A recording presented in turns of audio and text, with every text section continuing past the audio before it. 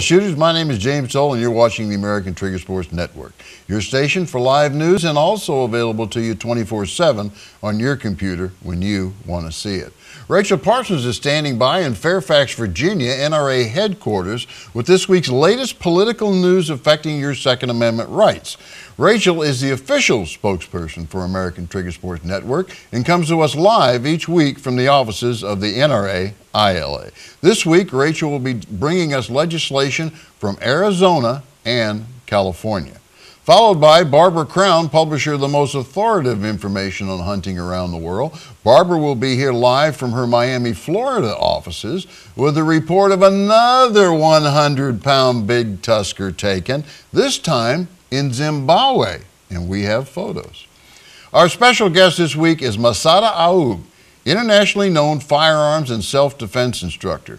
Mas has instructed both civilian and law enforcement around the country since 1974. Mas was the director of the Lethal Force Institute from 1981 to 2009 and now directs the Massad Group. Mas holds the rank of captain in the New Hampshire Police Department. He has authored many books and written thousands of articles on firearms, combat techniques, self-defense, as well as teaching classes on the ever-changing legal issues facing all gun owners. Mas is well known by many of you, and we appreciate and respect his opinion.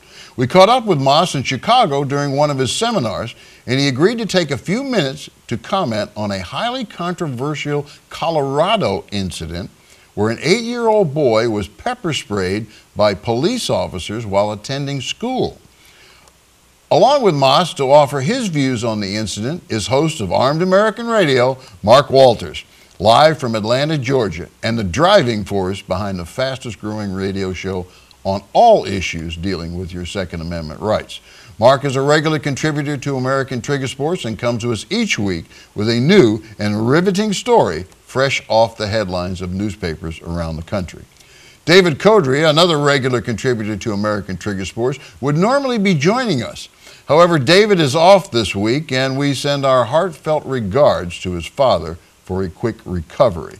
But we hope to see David back with us again next week. And again, we wish the best for his father's return to quick and good health. Our breaking news story this week. Netherlands, a 24-year-old man, Tristan Vandelis, armed with a machine gun, opened fire in a crowded shopping mall near Amsterdam, killing 6 and wounding 15. The rampage ended when he shot himself in the head. District Attorney Kitty Nui said a note was found in the attacker's black Mercedes containing threats he had also planted explosives in 3 other malls. The malls were evacuated, but no explosives were found. The shooter, a native Dutchman who had had previous run-ins with police, included an illegal weapons charge when he was 17, but the charges were dropped.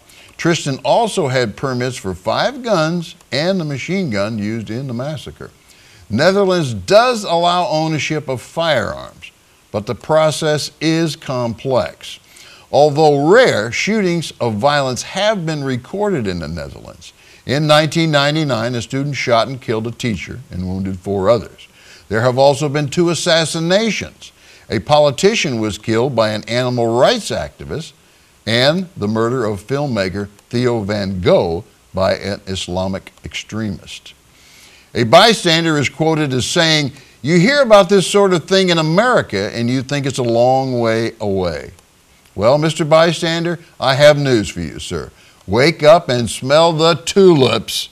It's happening all around the globe. Get a gun permit and some good training before your queen and the far left take that right away. You just may have been able to save someone's life in the mall that day. We'll be right back.